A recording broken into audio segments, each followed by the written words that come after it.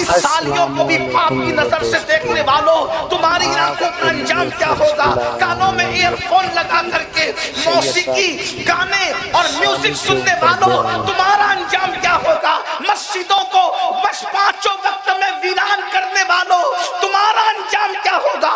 سن لو میرا اللہ غیور ہے، ارشاد فرماتا ہے اِنَّ بَطْشَ رَبِّكَ لَشَدِيدٌ، تیرے رب کی پکڑ بڑی سخت ہے۔ قدرت جب پکڑ کرنے پر آتی ہے تو کسی کو نہیں چھوڑا جاتا۔ اللہ کے بندو اپنے حال پہ رحم کرو، تم میں سے کوئی بھی اللہ کی طاقت کے مقابلے میں کوئی طاقت نہیں رکھتا۔ لا حول ولا قوت الا باللہ، اللہ ہی طاقت اور قوت دینے والا ہے۔ نیکی کی قوت اللہ دیتا ہے، نیکی کی طاقت اللہ دیتا ہے۔ اگر اللہ چاہے تو پہاڑوں کو پگھلا دے، اگر اللہ چاہے تو پہاڑوں کو جلا کے راکھ کر دے، اگر اللہ چاہے تو پہاڑوں کو ذرہ بنا دے، اگر اللہ چاہے سمندر کو قطرہ بنا دے، اگر اللہ چاہے قطرے کو سمندر بنا دے۔ اللہ کے بندو کیا سوچ کے گناہ کر رہے ہو؟ کیا اللہ نہیں دیکھ رہا ہے؟ ذرا بتاؤ تو صحیح، اپنی تباہی اور بربادی کا رونا رونے والوں اللہ رب العزت دیکھ رہا ہے۔ اللہ اکبر، وہ ہر وقت دیکھ رہا ہے۔ ارشاد فرماتا ہے خودی ان اللہ کان علیکم رقیبا، اللہ تم پر کڑی نگرانی فرما رہا ہے۔ واتقوا اللہ ان اللہ خبیر بما تعملون، اللہ تمہاری پل پل کی خبر رکھتا ہے، ہر پل کی خبر رکھتا ہے۔ ہوا معکم اینما کنتم، تم جہاں کہیں ہو اللہ تمہارے ساتھ ہے۔ تحت الثری کی تہ میں جا کے گناہ کرو گے اللہ تب بھی دیکھ رہا ہے، پہاڑوں کی بلندیوں پہ جا کے گناہ کرو گے اللہ تب بھی دیکھ رہا ہے۔ اور یاد رکھنا میرا اللہ سب کچھ گوارا کر لیتا ہے مگر بے حیائی گوارا نہیں فرماتا، گناہ کو گوارا نہیں فرماتا۔ آپ کیا سمجھتے ہیں؟ اللہ اکبر، ارے مولانا لوگ تو ہم کو اللہ سے ڈراتے ہیں۔ اللہ کریم ہے، اللہ رحیم ہے، اللہ ستار ہے، اللہ غفار ہے، وہ ہمارے گناہوں کو معاف کر کے جنت میں ڈالے گا۔ ہم نے کہا کریم ضرور ہے، ستار ضرور ہے، غفار ضرور ہے مگر غیور بھی ہے۔ اگر ایک لغزش پیغمبرانہ پر جنت میں پیدا کر کے آدم کو جنت سے باہر کر سکتا ہے صرف غیرت کی وجہ سے، تو کروڑوں پاپ کرنے والوں تم کن آنکھوں سے جنت کا خواب دیکھ رہے ہو؟ اور پھر غیرت کا عالم یہ ہے، حضرت آدم کو ہماری عبرت کے لیے لغزش پیغمبرانہ پر میرا مسلک یہ ہے، نبی خطا نہیں کر سکتا، نبی گناہ نہیں کر سکتا، خطا اور گناہ نبی کے قریب سے گزر کر بھی کبھی نہیں جا سکتی۔ ہم اس کو خطا اور گناہ نہیں کہتے، ہم تو اسے لغزش پیغمبرانہ کہتے ہیں، لغزش معصومانہ کہتے ہیں۔ اللہ اکبر، ایک لغزش پیغمبرانہ پر معصوم کو جنت سے باہر کیا جاتا ہے اور کس شان سے؟ کپڑے واپس لے کر، توجہ تو کریں، کپڑے واپس لے کر، جنت کے کپڑے آدم و حوا سے، میں چھیننے کے الفاظ نہیں کہہ رہا ہوں، بد مذہبوں میں اور اہل محبت میں یہی فرق ہے کہ وہ کہتے ہیں کہ کپڑے چھین لیا، ہم نے کہا چھینا نہیں، واپس لیا ہماری عبرت کے لیے۔ اور حضرت آدم و حوا کپڑے واپس لیے جانے پر ایسے شرمائے کہ جنت کے درخت کے پتوں سے اپنا جسم چھپا کر دنیا میں لائے۔ جی مسلمانوں غور کرو، معصوم سے لغزش پیغمبرانہ ہوتی ہے تو کپڑے واپس لے کر کے جنت سے نکال دیا جاتا ہے۔ ایک لغزش پیغمبرانہ پر سود کے دھندے کرنے والوں تمہارا کیا حال ہوگا؟ فجر کی نماز میں سوتے پڑے رہنے والوں تمہارا کیا حال ہوگا؟ آپ نے خدا کی رحمت کو تو دیکھا، خدا کی غیرت پر کب نظر کرو گے؟ اور یاد رکھنا سفید لباس پہننا، خوبصورت ٹوپیاں لگانا اور چہرے کو خوبصورت بنانا، یاد رکھنا تم مجھے دھوکہ دے سکتے ہو، میں تم کو دھوکہ دے سکتا ہوں لیکن تم اللہ کو دھوکہ نہیں دے سکتے۔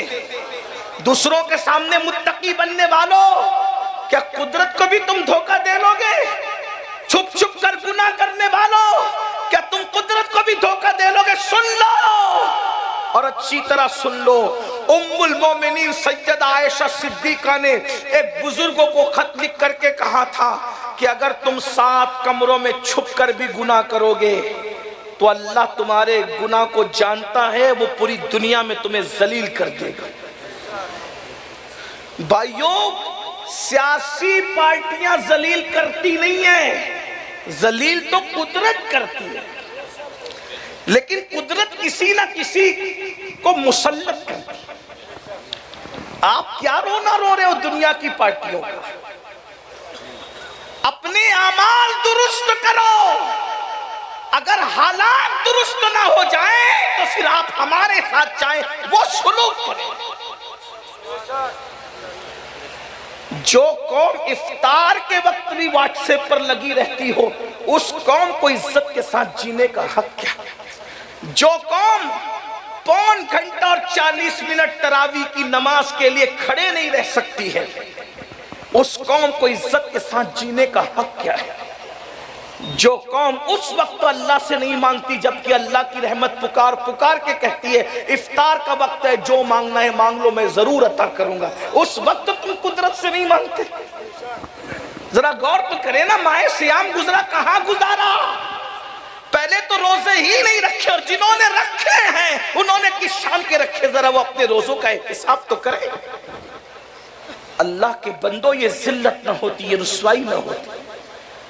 امام المتکلمین علامہ نقی علی خان رحمت اللہ علیہ نے بہت اچھا جملہ لکھا، اعلیٰ حضرت کے استاد بھی اور والد بھی ہیں، کہتے ہیں اللہ کو کریم جان کر گناہ کرنے والے اللہ کو قادر جان کر تو زہر کیوں نہیں کھاتا؟ جب وہ کریم ہے تیرے گناہ پہ تجھے بخشے گا تو وہ قادر بھی تو ہے، زہر کھانے پہ تجھے زندگی بھی دے سکتا ہے، لیکن تو نے اللہ کو کریم جان کر کے گناہ تو کیا، اللہ کو قادر جان کر کے تو نے کبھی زہر نہیں کھایا۔ آدم و حوا سے کپڑے واپس لے لیے گئے، اور اس کے بعد غیرت کا عالم یہ ہے کہ 200 سال تک کے آدم علیہ الصلوۃ والتسلیم 200 سال تک اللہ کو پکارتے رہے، دعا کرتے رہے، مگر غیرت کا عالم یہ ہے کوئی جواب نہیں دیا، 200 سال تک جواب دیا، معصوم کو جواب نہیں دیا غیرت کی وجہ سے۔ ہم کیا سیکھ رہے ہیں؟ کچھ سیکھیے نا، کچھ توجہ کیجئے نا۔ ہم کہتے ہیں ہم عاشق رسول، ہم عاشق رسول، ہم عاشق رسول۔ سرکار فاروق اعظم رضی اللہ تعالیٰ فرماتے ہیں کہ تم چھوٹے سے چھوٹا گناہ کرو، کچھ بھی کرو، مجھے تو بس اتنا سمجھتا ہے کہ کتنا ہی چھوٹا گناہ کر لو، کوئی گناہ کرو اس سے رسول اللہ کا دل دکھتا ہے، گناہ کوئی کرو اس سے رسول اللہ کا دل دکھتا ہے۔ اب آپ سے پوچھتا ہوں میرے بھائیوں، جو ماں کا دل دکھائے مرتے وقت تو اس کی زبان پہ کلمہ نہیں آتا، جو ایک دن میں سینکڑوں مرتبہ اپنے نبی کا دل دکھائے اس کی زبان پہ مرتے وقت تو کلمہ کیسے آ سکتا ہے؟ ایک روایت پڑھتا ہوں اور اپنی بات ختم کرتا ہوں۔ اب اس روایت کو میں کچھ شرح کے ساتھ پڑھوں گا، بطور مفہوم پڑھوں گا، لیکن اب ذرا غور کیجئے گا۔ اللہ سے محبت کا دعویٰ ہے، رسول اللہ سے محبت کا دعویٰ ہے۔ کبھی ہم نے رسول اللہ کے دل کا خیال کیا؟ کبھی ہم نے اپنے آقا کے دل کا خیال کیا؟ اب فاروق اعظم کے اس قول پر ہم نے کبھی توجہ کی کہ جب میں حجام کی کرسی پر بیٹھ کر داڑھی مڈاتا ہوں گا تو وہ چہرے پہ وسترا بعد میں چلتا ہوگا، پہلے وہ رسول اللہ کے دل کو تکلیف پہنچاتا ہوگا۔ اگر میں کسی عورت کو پاپ کی نظر سے دیکھتا ہوں گا تو اللہ اکبر، اس عورت کی چہرے پر نظر ڈالنا، اللہ اکبر، یہ رسول اللہ کو قبر شریف کے اندر کتنا بے چین کرتا ہوگا۔ یاد رکھنا مسلمانوں، ہم کسی مر کر مٹی میں مل جانے والے نبی کا کلمہ نہیں پڑھتے، ہم اس نبی کا کلمہ پڑھتے ہیں جو زندہ ہے اور اس کے صدقے کائنات زندہ ہے۔ تو زندہ ہے واللہ، تو زندہ ہے واللہ، میری چشم عالم سے چھپ جانے والے انبیاء کو بھی اجل آنی ہے، مگر ایسی کہ فقط آنی ہے، پھر وہی موت کے بعد ان کی حیات مثل سابق وہی جسمانی ہے، اس کی ازواج کو جائز نکاح، اس کا ترکہ بٹے جو فانی ہے۔ ہمارا نبی زندہ ہے، زندہ ہے، زندہ ہے، اس لیے کہ ایسا زندہ نبی اللہ اکبر جس کو اللہ نے روح کائنات بنایا ہو۔ ارے جب میری روح نہیں مر سکتی تو کائنات کی روح کیسے مر سکتی ہے؟ جان ہے وہ جہان کی، جان ہے تو جہان ہے، اللہ اکبر، جسم مرتا ہے روح نہیں مرتی۔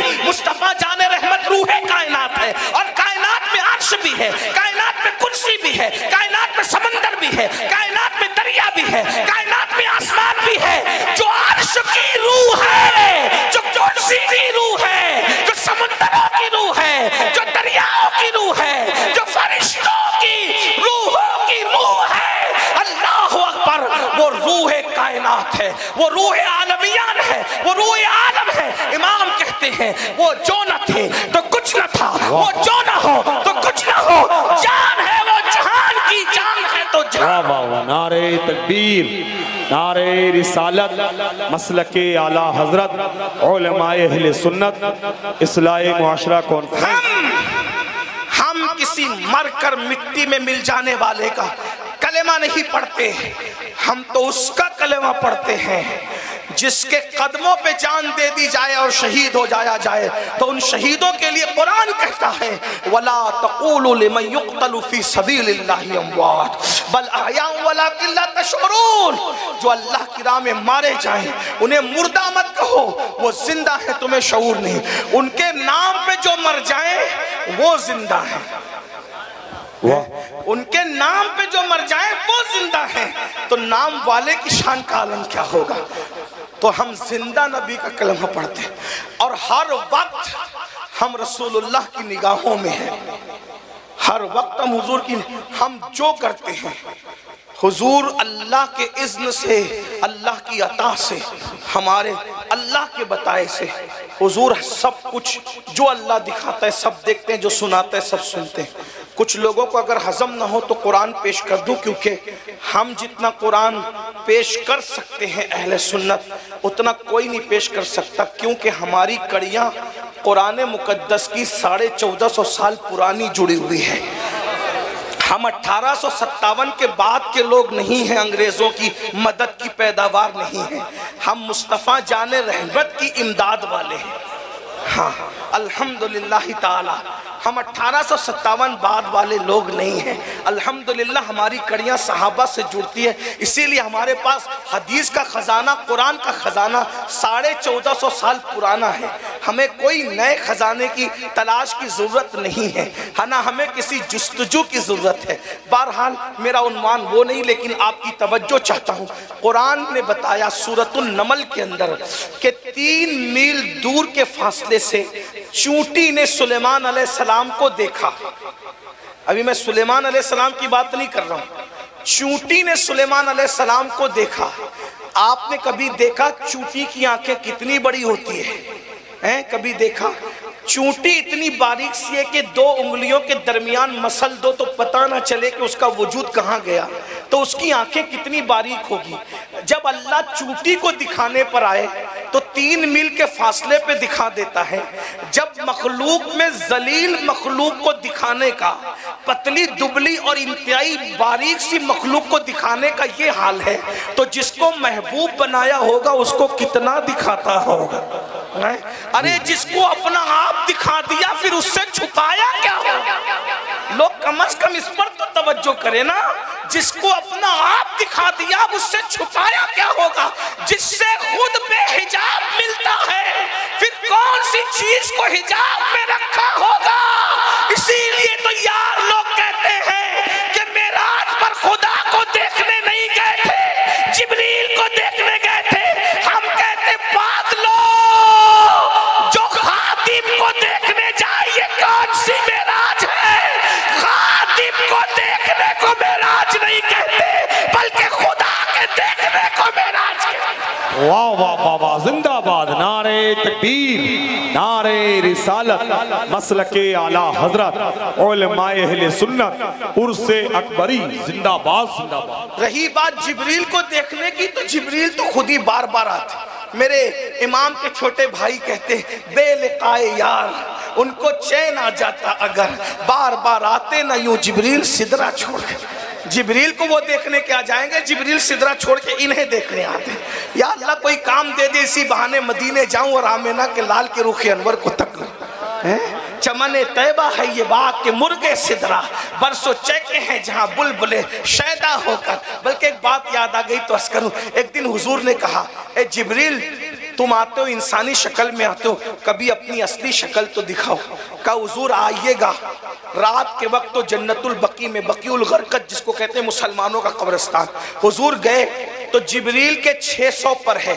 جبریل نے اپنے پر کھولے اور اپنی اصلی حالت دکھائی، حضور نے دیکھا اور مسکرائے۔ تو جبریل نے عرض کی یا رسول اللہ میں نے تو اپنی اصلی حالت دکھا دی، آپ بھی اپنی اصلیت دکھا دیجئے۔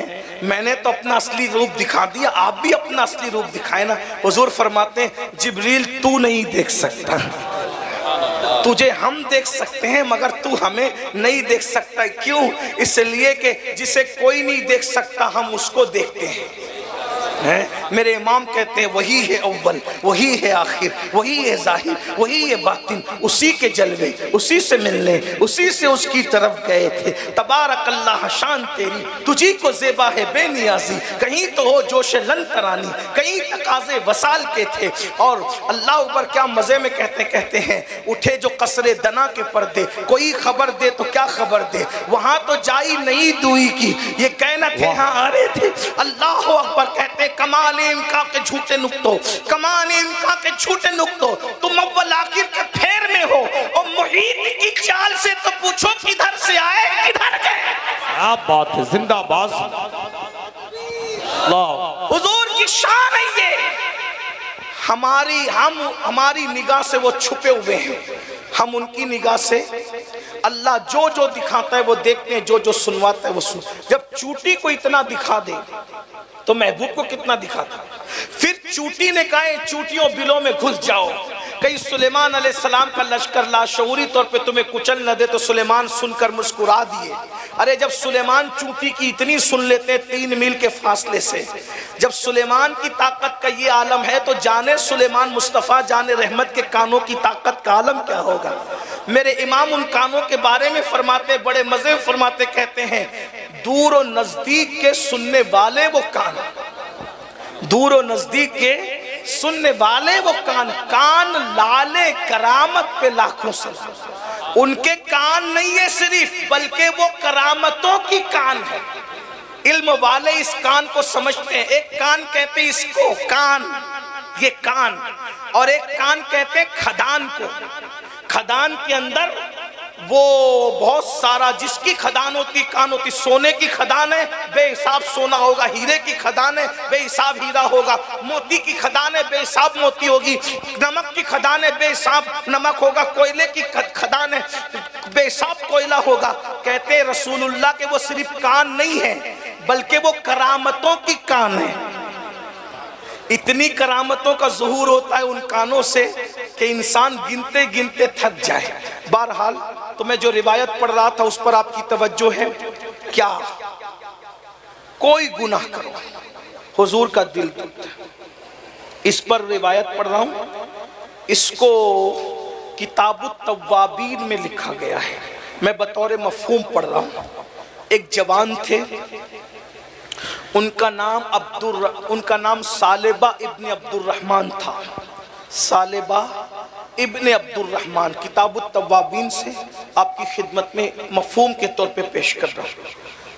سالبہ ابن عبد الرحمن جوان تھے، نئے نئے مسلمان ہوئے تھے، تربیت کے مراحل سے گزر رہے تھے کہ ایسے میں اللہ کے رسول علیہ السلام نے ان کو اپنی خدمت پر مقرر کر رکھا تھا۔ حضور ان کو کوئی نہ کوئی کام دیتے رہتے تھے، گھوڑوں کو چارہ دینا، نہلانا، بکریوں کو چارہ دینا، کسی کو بلانے کے لیے بھیج دینا، یہ کام یہ کام وہ کام وہ کام۔ ایک دن کسی کو بلانے کے لیے سالبہ کو بھیجا، سالبہ جاؤ فلاں کو بلا کر لاؤ۔ وہ گئے اور جانے کے بعد ایک عورت پر ایسی حالت میں ان کی نظر پڑ گئی، وہ حالت پر عام طور پہ عورت پہ نظر نہیں ڈالی جا سکتی۔ کس کو حالت کون سی تھی میں اس کا ذکر نہیں کرنا چاہتا، بلکہ بس اتنا کہ آپ کو بات سمجھ میں آ جائے۔ یعنی ایک ایسی عورت ایسی حالت میں تھی کہ اس پر نظر نہیں ڈالی جا سکتی، انہوں نے ڈالا نہیں تھا، پڑ گئی تھی۔ اور آپ جانتے ہیں کہ اگر اچانک نظر پڑ جائے تو حضور علیہ السلام کی حدیث ہے، آپ نے مولائے کائنات سے فرمایا کہ علی اگر تیری پہلی نظر عورت پر پڑے تو یہ معاف ہے، اور دوسری ڈالی جائے تو یہ گناہ ہے۔ پہلی نظر پڑے تو پھیر لیا، یہ تو عبادت ہے، تو نیکی ہے۔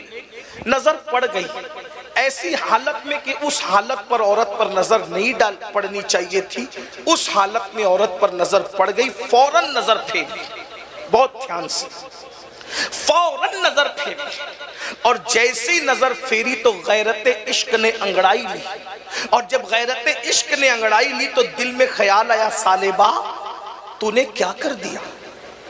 तूने औरत पर ऐसी हालत में नजर डाली और तूने ये गुनाह कर दिया, हालांकि वो गुनाह नहीं था, ना गुनाह हो सकता था, पड़ गई थी, फेर लिया था, मगर गैरत इश्क का अंदाज देखो। सालेबा, तूने औरत पर इस हालत में नजर डाल दी जिन आंखों से तू रसूलुल्लाह का दीदार करता है, आका के रुखे अनवर की जियारत करता है, हुजूर के रुखे बद्दुहा को देखता है, उन आंखों से तूने किसी औरत पर नजर डाल दी।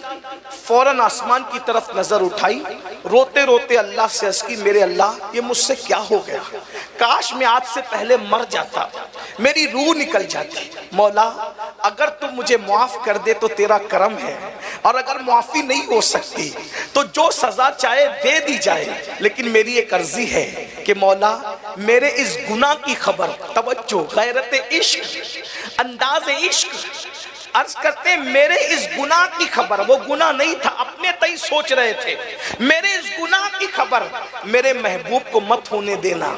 अगर महबूब को इस गुनाह की खबर हो गई तो उनका दिल टूट जाएगा।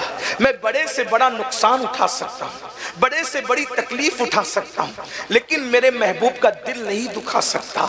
मेरे अल्लाह, मेरी इस फेल की खबर, मेरे इस गुनाह की खबर मेरे महबूब को मत पहुंचने देना, मौला मौला उनका दिल टूटेगा, उनका दिल दुखेगा। मैं सारी तकलीफें बर्दाश्त, सारी मुसीबतें उठा लूं, महबूब का दिल नहीं दुखा सकता। और पता है वो जवान, उसके गैरत इश्क ने जब उसको कचोके दिए तो वो जवान वापस पलट कर रसूलुल्लाह की बारगाह में जाने की बजाय वो जवान एक जंगल की राह लेता है, जंगल चला जाता है। और अल्लाह अकबर, देखो ये है अल्लाह वाले, ये है इश्क वाले, ये है गैरत वाले, ये है मोहब्बत वाले, ये है हुजूर अलैहिस्सलातु व तस्लीम से अपने दिलों का रिश्ता मुस्तवार करने वाले, हुजूर अलैहिस्सलाम के हुकूक को अदा करने वाले। हम लोग तो इश्क के दावेदार हैं, इश्क का नारा लगाते हैं, सिर्फ नारों की हद तक हम महदूद है। बस मेरे भाई, जरा कुछ सीख तो लो इश्क वालों से। घर नहीं आए वापस, रसूलुल्लाह की बारगाह में नहीं गए, किसी और के पास नहीं गए, बल्कि कहां चले गए, सीधा वापस गए जंगल में। और एक दिन, दो दिन, एक हफ्ता, 2 हफ्ता, 40 दिन तक इब्ने अब्दुर रहमान ने अपना वक्त गार में गुजारा। रात को चीखते हैं, चिल्लाते हैं, ए अल्लाह मुझे बख्श दे, मुझे माफ कर दे, मेरे गुनाह की खबर मेरे महबूब को मत होने देना। ये मुझसे क्या हो गया, ये मुझसे क्या हो गया। 40 दिन बीते, अल्लाह के रसूल अलैहिस्सलाम को जिब्रील अमीन ने बताया, या रसूल अल्लाह, आपका वो जो जवान खादिम है, वो जिसके बारे में आप पूछते हैं, वो कहाँ गया, कहाँ गया। आका, वो जो आए मोमिनों के आका, वो वहाँ चला गया है एक जंगल के अंदर। मेरे आका ने फारूक आजम को बुलाया, सलमान फारसी को बुलाया और बुला करके कहा, जाओ और जाकर फुला जंगल में, फुला गार के अंदर वो जवान है, उसको लेकर के आओ। अल्लाह अकबर। जब वहां पहुंचे तो क्या देखा, एक चरवाहा बकरियां चरा रहा है। उस चरवाहे के पास पहुंचे और पहुंचने के बाद कहा, ए चरवाहे, क्या तूने सालेबा इब्ने अब्दुर रहमान हमारे साथी को देखा? उसने कहा, वो कौन है मैं तो नहीं जानता, अलबत्ता एक बंदा है जिससे कोई गुनाह हो गया है और उसका हाल ये है, वो अपना गुनाह अपने महबूब से छुपाना चाहता है। जब रात तारीक हो जाती है तो वो जंगल में निकलता है और जंगल का सन्नाटा उसकी आवाज की वजह से टूट जाता है और पूरा जंगल उसके रोने से गूंजने लगता है। वो कहता है, मौला मुझे माफ कर दे, मुझसे क्या हो गया, मौला मेरे गुनाह की खबर मेरे महबूब को मत होने देना। मैं हर दुख उठा सकता हूँ, हर सदमा उठा सकता हूँ, लेकिन मेरे महबूब का दिल दुख जाए, मैं इस तकलीफ को बर्दाश्त नहीं कर सकता। फारूक आजम ने कहा, सलमान इब्ने अब्दुर रहमान मिल गया। चरवाहे से कहा, कहाँ है वो? कहा, मुझे नहीं पता कहाँ है, रात का इंतजार करो, जब रात होगी तो वो आएगा। और जब रात हुई दोनों इंतजार करने लगे और फिर उसके बाद अचानक जंगल का सन्नाटा किसी की आवाज की चीख से यूं टूटता है, मेरे अल्लाह, ए रहमान और रहीम, मुझे माफ कर दे, मुझे बख्श दे, और अगर बख्शिश नहीं तो मौला तू जो चाहे फैसला कर, लेकिन मेरे गुनाह की खबर मेरे महबूब को मत होने देना। उनका दिल टूटेगा, उनके दिल को तकलीफ तकलीफ होगी, मैं उसको बर्दाश्त नहीं कर सकता। अल्लाह अकबर, रोंगटे खड़े हो गए, फारूक आजम की आंखों में आंसू आ गए, सलमान फारसी रोने लगे और दोनों गए, जा करके देखा तो यकीनन वो सालेबा इब्न अब्दुर्रहमान थे। लिपटा लिया, फारूक आजम से लिपट गए, कहा इब्न अब्दुर्रहमान क्या हाल कर रखा है, चलो चलो तुम्हें हुजूर बुला रहे हैं, चलो आका बुला रहे हैं। अल्लाह अकबर, जैसे ही फारूक आजम ने कहा चलो तुम्हें आका बुला रहे हैं, इब्न अब्दुर्रहमान कहते हैं क्या मेरे गुनाह की खबर मेरे आका को नहीं हो गई, मेरे सरकार को मेरे गुनाह की खबर नहीं हो गई। अल्लाह अकबर, इतना सुनना था। फारूक आजम ने कहा इब्न अब्दुर्रहमान मुझे नहीं पता हुजूर को क्या खबर हुई, मुझे नहीं पता, हुजूर ने हुक्म दिया सलमान को और मुझे, हम तुम्हें लेने आए हैं, चलो चलो हुजूर बुला रहे हैं। क्या हाल बना रखा है, 40 दिन से तुम गार में पड़े हो, ना सोना है, ना खाना है, ना पीना है, ना